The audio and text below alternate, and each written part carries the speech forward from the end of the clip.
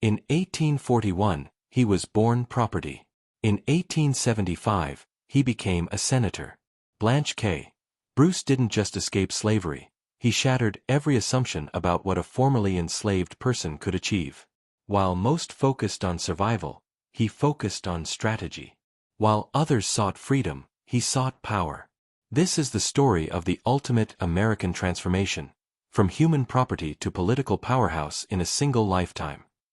Born into slavery in 1841 on a Virginia plantation, Blanche Kelso Bruce entered a world that was designed to deny him every opportunity for advancement, education, and self-determination. His mother, Polly Bruce, was an enslaved woman who possessed an unusual level of literacy for someone in her position, and she recognized early that her son displayed an exceptional intellectual curiosity and capacity for learning that could either be his salvation or his doom, depending on how carefully it was cultivated and concealed. The plantation where Blanche spent his early years was owned by Pettus Perkinson, a relatively moderate master by the standards of the time, who allowed some of his enslaved people to learn basic reading and writing skills, though always with the understanding that such education was a privilege that could be revoked at any moment. Blanche's childhood was marked by an almost supernatural hunger for knowledge that manifested itself in countless small acts of intellectual rebellion against the system designed to keep him ignorant. While other children played or rested during their few moments of free time,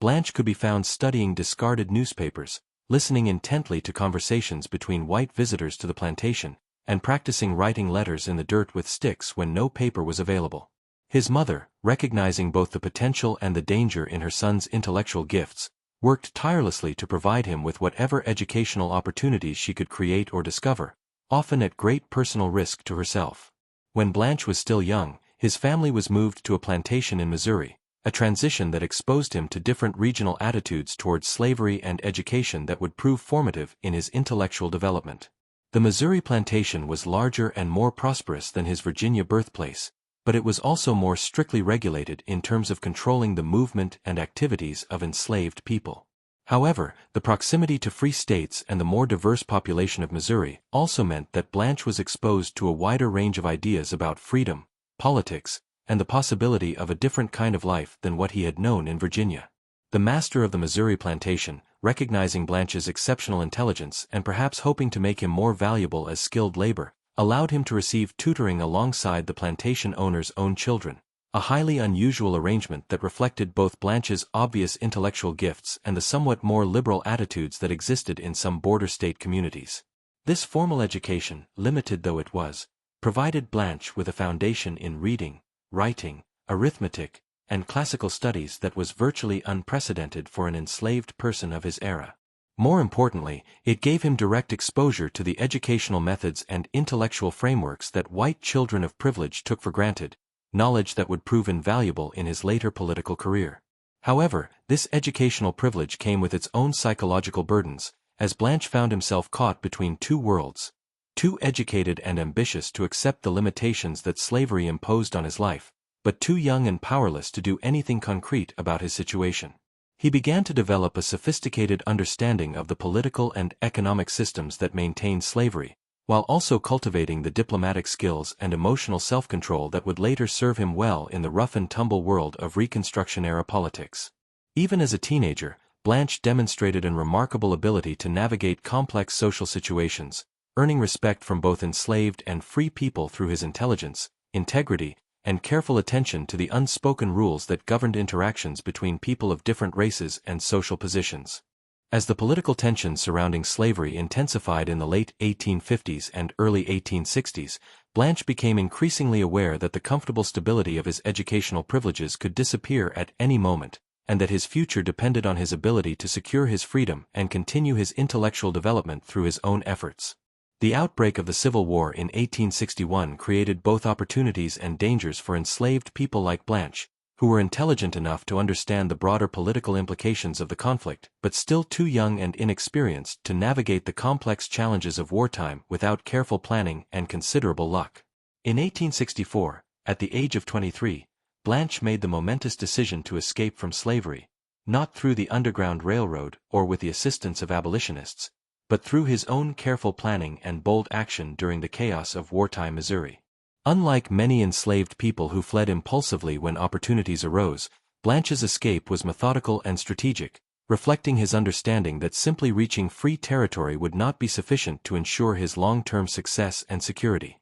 He had observed that many escaped slaves struggled to survive in freedom because they lacked the education, connections, and resources necessary to build sustainable new lives for themselves. Blanche's destination was not the traditional safe havens of Canada or the northern industrial cities, but rather Kansas, where he believed the ongoing political and economic upheaval created opportunities for an intelligent and educated young black man to establish himself in a community that was still forming its social and economic structures. This choice demonstrated his sophisticated understanding of how political and economic systems worked, as well as his confidence in his ability to succeed in competitive environments where success depended more on merit and initiative than on family connections or inherited wealth. Upon reaching Kansas, Blanche immediately set about establishing himself as a teacher and school administrator, recognizing that education was both a practical necessity for the growing population of formerly enslaved people and a field where his exceptional skills and knowledge could be put to immediate productive use. He founded a school for black children in Lawrence, Kansas, an endeavor that required not only pedagogical skills but also entrepreneurial ability, political acumen, and the capacity to build coalitions among diverse groups of supporters who might not otherwise have worked together toward common goals. The success of Blanche's educational work in Kansas brought him to the attention of Republican Party leaders who were looking for intelligent and articulate black men to help implement Reconstruction policies in the defeated Confederate states. They recognized in him not just another formerly enslaved person seeking opportunities, but a natural leader with the education, temperament, and political instincts necessary to navigate the extraordinarily complex challenges of rebuilding Southern society on new foundations that included civil rights and political participation for formerly enslaved people. This recognition led to his recruitment for political work in Mississippi, a state where the large black population and the complete disruption of traditional power structures created unprecedented opportunities for black political leadership, but also enormous dangers for anyone bold enough to seize those opportunities. Blanche understood that accepting such a role would mean placing himself at the center of a violent and unpredictable political struggle, but he also recognized that the window for black political advancement might be brief, and that someone with his skills and knowledge had both an opportunity and an obligation to help shape the future of American democracy during this crucial historical moment.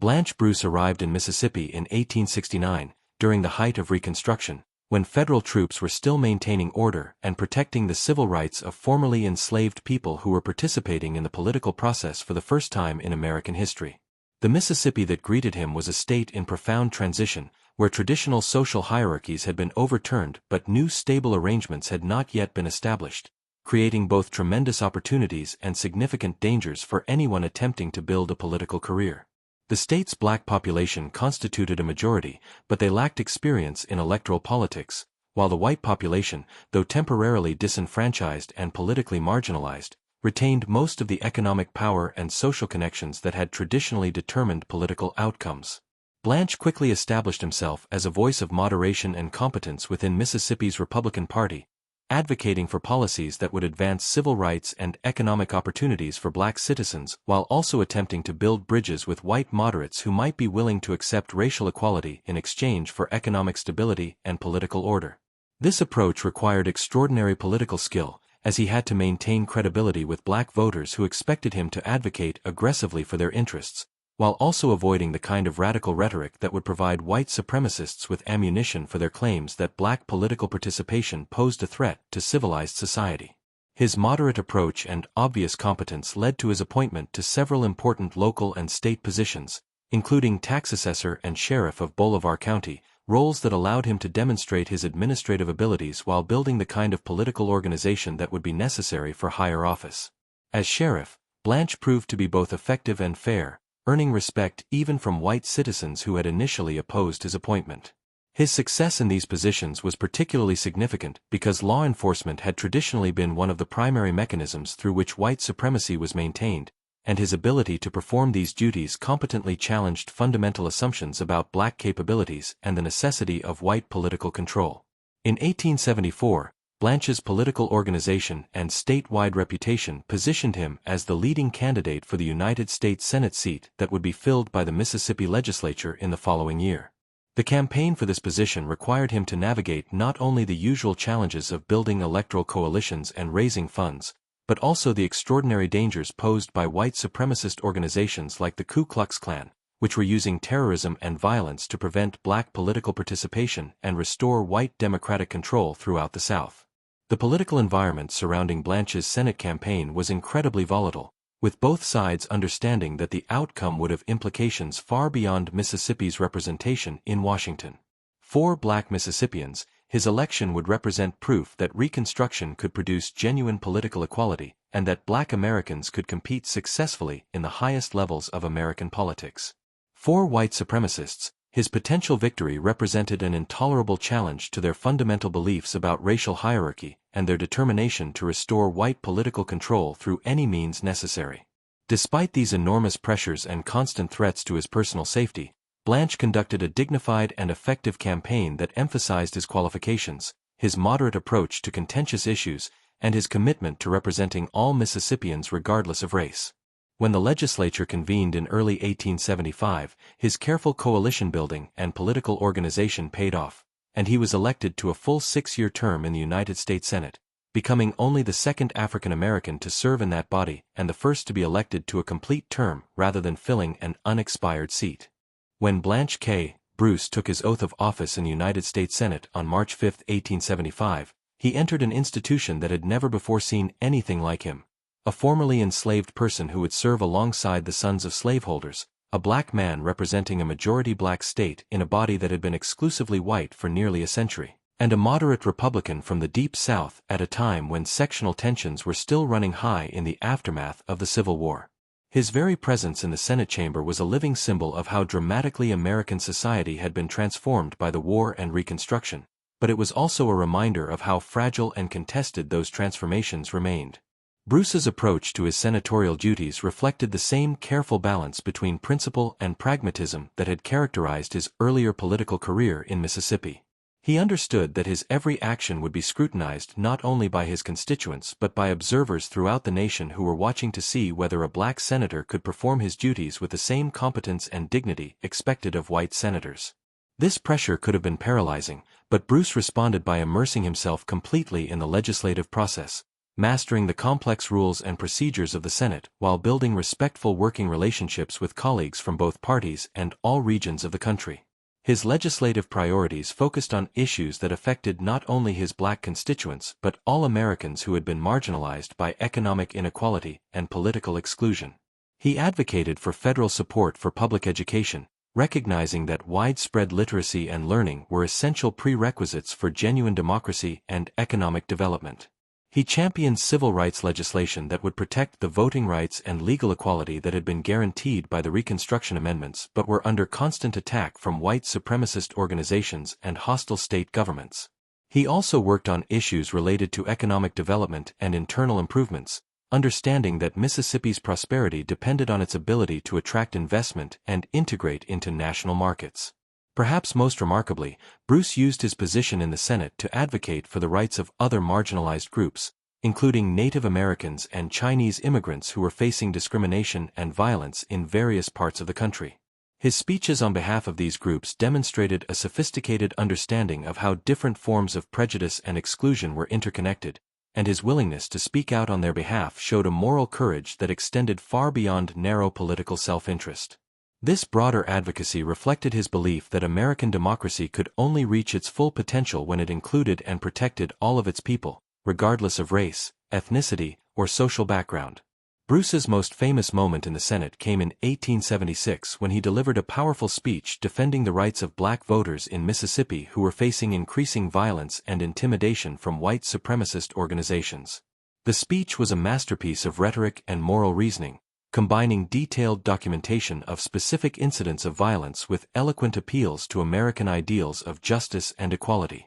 More importantly, it demonstrated that a black senator could command the attention and respect of his colleagues when addressing the most sensitive and controversial issues of the day, proving that race need not be a barrier to effective political leadership at the highest levels of government. However, Bruce's Senate service also coincided with the gradual abandonment of Reconstruction by the federal government and the resurgence of white supremacist control throughout the South. As federal troops were withdrawn and Northern commitment to civil rights enforcement weakened, Bruce found himself in the increasingly difficult position of trying to represent the interests of Black Mississippians who were facing systematic disenfranchisement, economic intimidation, and physical violence, while working within a political system that was becoming increasingly indifferent to their plight. His final years in the Senate were marked by a series of eloquent but ultimately unsuccessful efforts to maintain federal protection for civil rights in the face of growing national consensus that Reconstruction had gone on long enough and that the South should be allowed to handle its own affairs without federal interference.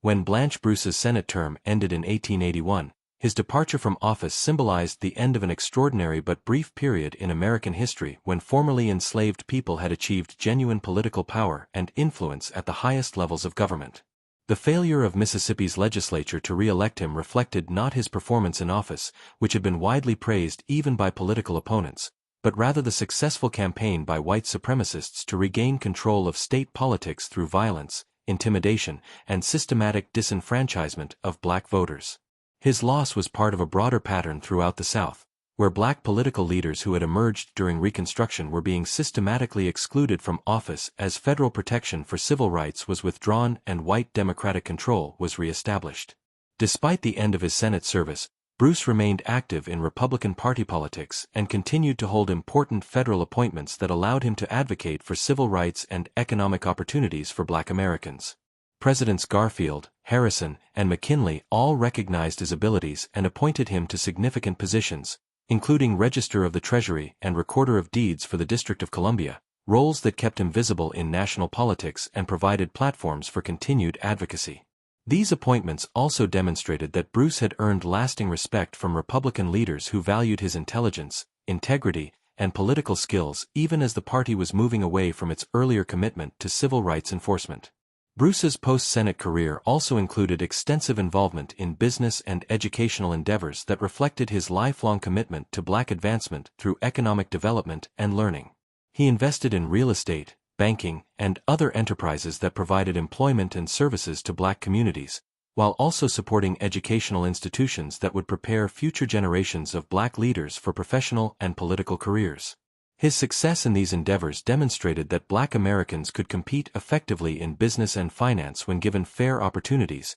challenging racist stereotypes about Black capabilities and providing models for others to follow. Throughout the 1880s and 1890s, as the gains of Reconstruction were systematically reversed and Jim Crow segregation was institutionalized throughout the South, Bruce became an increasingly important voice for civil rights advocacy and a symbol of what Black Americans could achieve when barriers to their advancement were removed. His speeches and writings during this period combined detailed critiques of discriminatory policies with eloquent appeals to American ideals of justice and equality, arguments that would later provide important foundations for the modern civil rights movement. He also worked to maintain connections between Black political leaders throughout the country, helping to build networks that would sustain organized resistance to white supremacy during the dark decades of the early 20th century. Bruce's death in 1898 came at a time when the political and social gains that he had helped to achieve during Reconstruction seemed to be disappearing forever. As the Supreme Court was upholding segregation laws,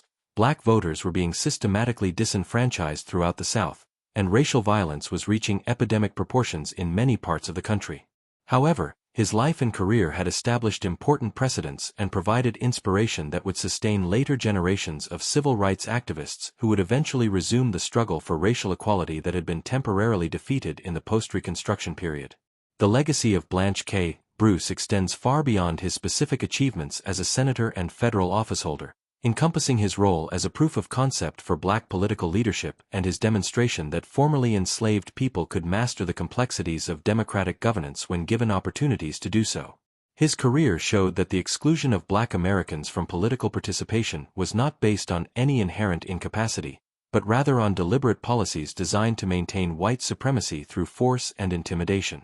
More importantly, his example provided a template for the kind of intelligent, principled, and strategically sophisticated leadership that would be necessary to challenge those exclusionary policies and build the broad coalitions needed to achieve lasting change. Modern civil rights leaders like Thurgood Marshall, John Lewis, and Barack Obama all followed paths that Bruce had pioneered more than a century earlier, proving that his vision of Black Americans achieving full equality through democratic participation was not naive idealism but rather a practical roadmap that required patience, persistence, and extraordinary courage to implement. His life demonstrated that the arc of American history could indeed bend toward justice, but only through the efforts of individuals who were willing to risk everything to make that bending possible, even when the ultimate fruits of their sacrifices would not be realized until long after their deaths.